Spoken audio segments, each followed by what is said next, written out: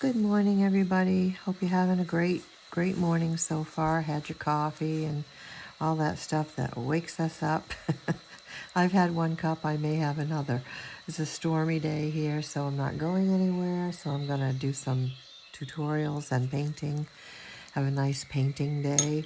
I'm going to, in this tutorial, I just got done making a video talking to you about using techniques of practice, practicing techniques and practicing all the things we need to practice to get better with watercolor painting. So I just thought we'd go over a few of those things this morning. So I'm just using a round brush, a little bit of water. So one of the things I'm going to do for one of the techniques is a line. So I'm going to start here. I'm going to do a very skinny line. Then I'm going to press down to a more thicker line. I'm going to come up on the tip and I'm going to do a thinner line, and I'm going to turn my hand and make a very thick line and come up to the point. That took a lot of memory of what I learned to do that, okay?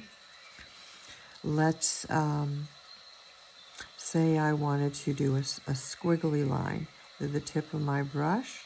I'm holding it my my wrist is on the paper here, on the pad. And I'm holding it in my hand like this. I'm sure everybody has ways that they hold their brush. I hold mine usually similar to this. With very light pressure, I'm going to get a skinny line. With more pressure, I'm going to get a thicker line. With more pressure, I'm going to get a thicker line, right? And it goes on and on. Circles. I'm going to put the tip down, or I can just, like I started here with a little on its side, turn my hand while holding this brush with the tip in the muscle memory way that I remember a circle is, right? And how I can paint that circle with a paintbrush, with a round paintbrush. I've never been very good at circles, so it may resemble something a little other than a circle, but you get the idea. I guess that didn't come out too bad.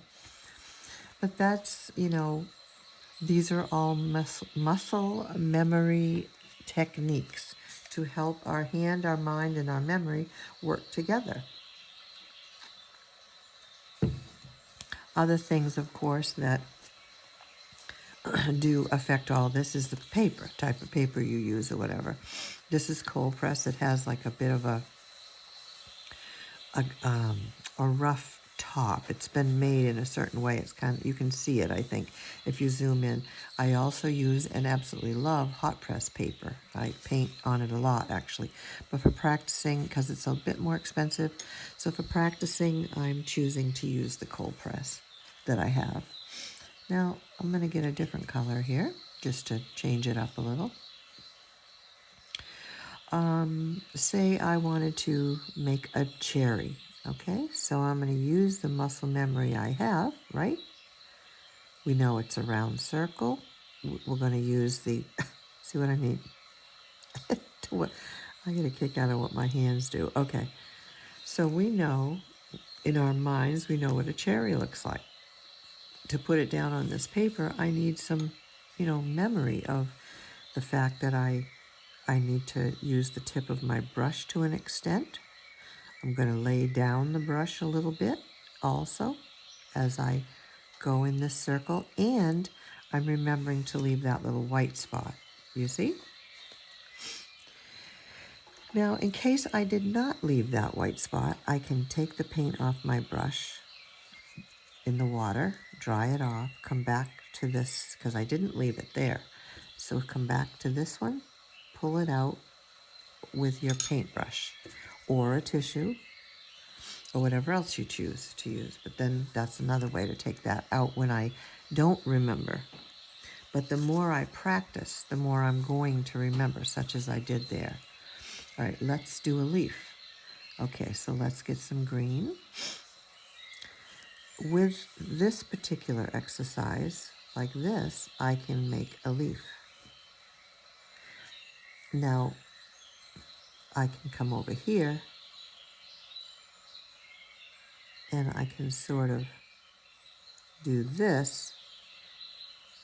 I know what the leaf looks like. I've done it enough times to know that it looks like that. And on this side, my mind and memory and hands remembered to leave the white spot. I left the white spot. Another thing in that whole idea is water and paint. This is on dry paper. I'm going to finish this one, and then we're going to come over here and we're going to wet this little area right here. I'm going to make a leaf with this water. Now, I've learned through lots and lots of practice how to work with that wet on wet technique, which is the wet on the paper and then come with the wet paint and brush and learn how to maneuver around the water. You don't want too much water, it'll just be a bunch of puddles. But with the wet on the, when it's wet on wet, it moves itself. The water and the paints move itself. You can also move it, but it's mostly moving itself. And then once it starts to dry a little bit, then you start maneuvering it around like I'm doing right now. Say I want some red in there. Say I want some red up there. And you can see how different it is compared to these on the dry. The water kind of does its own thing. It's the watercolor. It's beautiful. And then take that paint off, come in here with just a wet brush. And here I didn't get the water off my barrel of my paintbrush. And that water that was starting to move, that I didn't wipe off on my towel, would have moved right down and plopped right into my painting. So, another thing to remember when to get the water, try not to dip your whole brush way into the water like that is one of the best. I'm going to make sure I'm in the camera here. I'm set up a little different today, so hopefully, I'm really hoping I am in the camera here. Okay. So that's one way. That's another way, I mean. Okay, so say we want to make a tree. So I'm going to get some brown. I'm going to make a little brown with the colors on my palette here. I dipped it I'm going on dry paper again. So I know a tree is, I can either go this way or I can,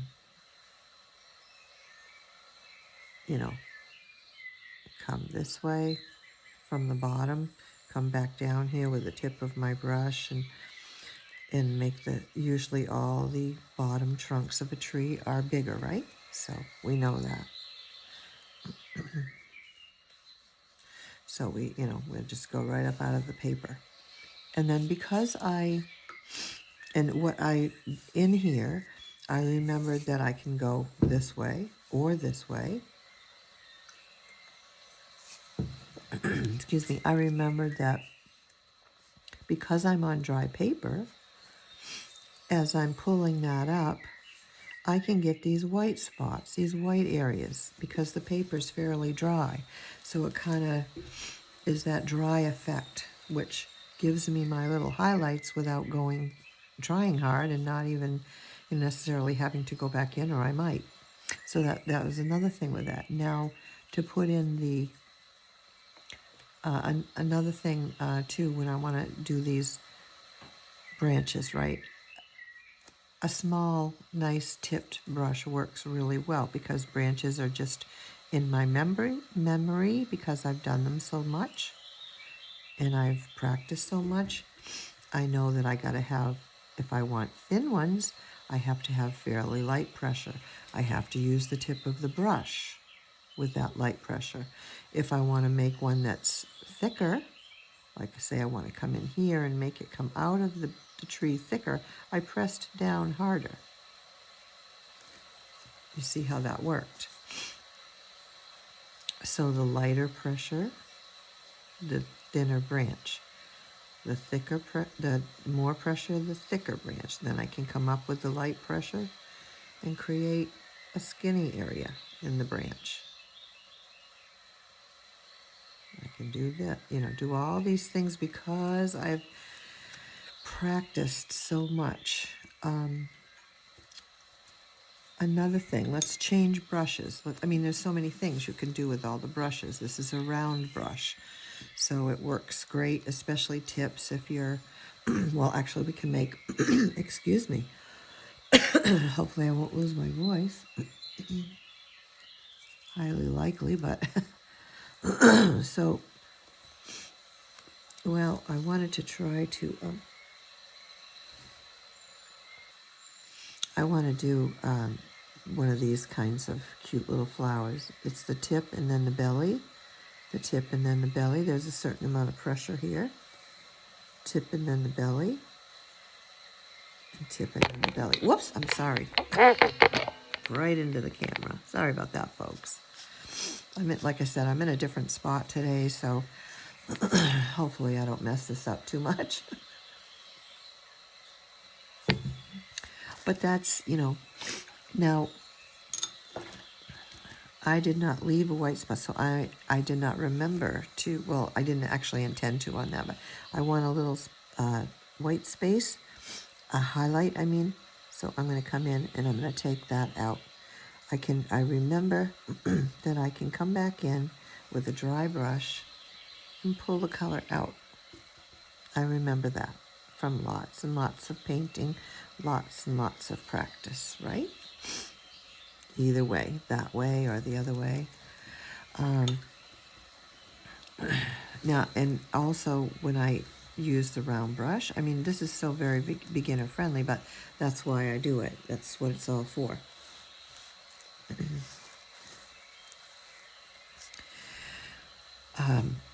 Pointed brushes work well for lots and lots of things. Flat brushes work great for lots and lots of things. Say I wanted to come in between these two objects. Now, with this pointed brush, it makes it pretty easy. I'm being very careful, but it makes it pretty easy for me to wiggle myself in between those objects with that. If I had let's see if I can get a flat brush here, a fairly small flat brush, if I can find one. I'll try this one. This is a flat brush.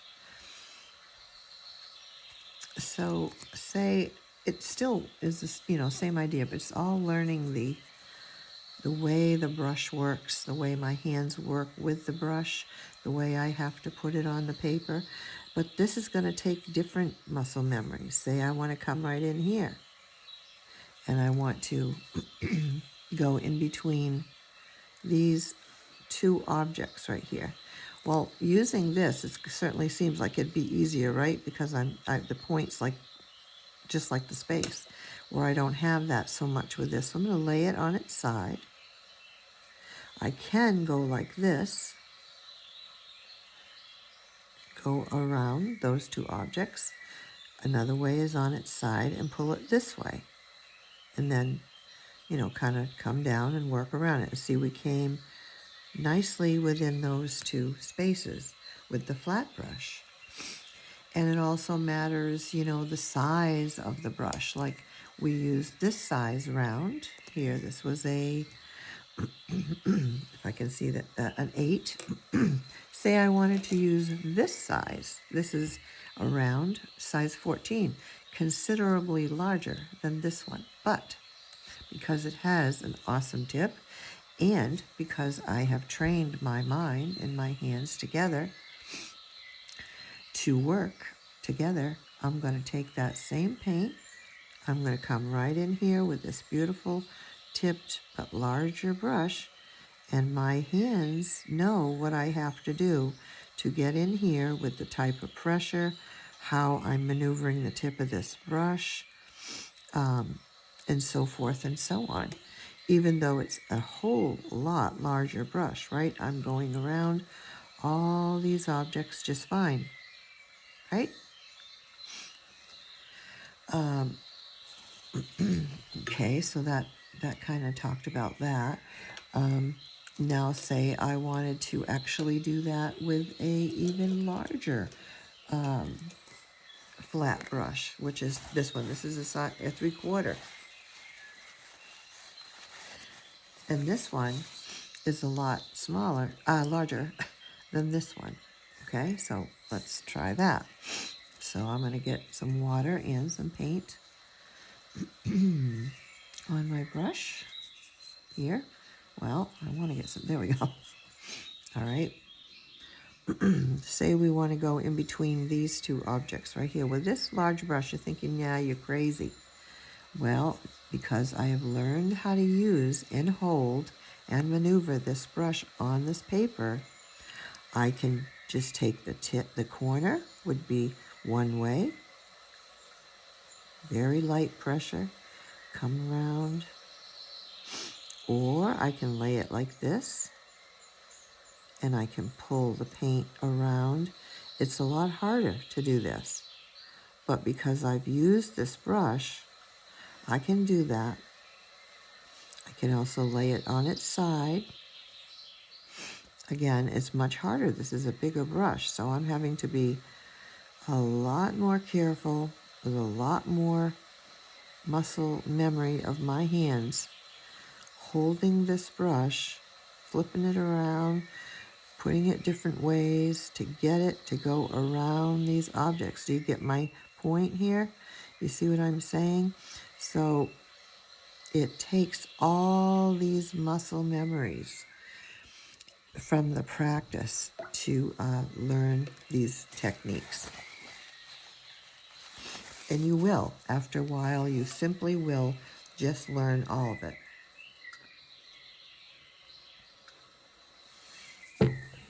I was trying to think of another. All right, let's use this size brush here. And say we want to do some grass. So we'll go into some green. And though I'm using this larger, round, but pointed tipped brush, I can come and flick these. I know how to do it. I've learned how to make grass with a round brush with a tip. I can press harder and get thicker ones. I can press really light and get thinner ones. I can turn them that way. My hand has learned to do that. You see how muscle memory all kicks in? Now, say I wanted to do that with the flat brush. Why I keep wanting to say square brush, I'll never know, but I find myself slipping to say that these days. I really don't know. Okay, so this is the flat brush. I want to make grass. I can lay it on its side, but it's going to make that thicker. So if I want the thinner one, I remember with the flat brush, I've got to get paint on that brush.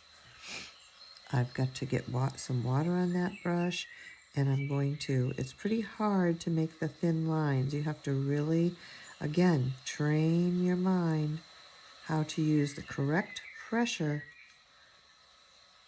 That's where those lines come in, right? Where we did lines, the corner of the flat brush coming down. It's a different muscle to come down than it is to go up or to go this. You might want to use your finger to hold your hand steady.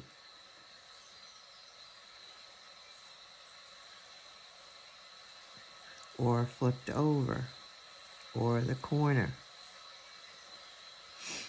So you see how that wonderful practice just comes in so many different ways. Now I'm going to take the smaller round brush with the tip, and I'm using my hands the same way. I'm I'm balancing my hand on the paper the same way. And I'm going to just, my mind knows, okay, I've got a round brush here. So it's going to be a little easier to make these little skinny lines for these pretty grass or whatever it is you want to make. Thicker, thinner. All those practices just matter so much. All the practicing. I think you probably, let's just make we did a circle, so now let's do a square. Say with this round tipped, I want to make a square. Over here we did circles and so forth. I can do the tip like this, right? I can use the tip and some of the belly of the brush. Make that, well, it turned into a rectangle. Okay, whatever. Or I can start it right on the belly. And I can just do this. Leave it on the belly part of the brush, right? And then go back in with the tip and outline it if you want, or make it a little more defined. All these things take the muscle memory that we teach ourselves to do this painting. So anyway, I wanted to just make a real short little video about that. Please go to the muscle memory little video that I made before this. And I simply talk about the importance of muscle memory. And it's helpful. So you can check that out. Check out other tutorials as well. And get yourself painting. Get yourself some paper and some paint and brush. And you only need one. There's a lot of things you can paint on when you first start out and you're just seeing if you like it. And teaching yourself, don't buy expensive paper. I mean, you certainly can if you want, it's your prerogative, but there's no need to spend a lot of money on expensive paper because this stuff is not real cheap, any of it. So, just find inexpensive things at first to help yourself learn. And then as you get going and you realize you like it, then you can, choose to spend the money on the more expensive stuff, which will help in the actual learning to watercolor paint because it accepts the paint better. You don't struggle with a lot of different things. So anyway, folks, have a great and wonderful rest of your day, and bye for now.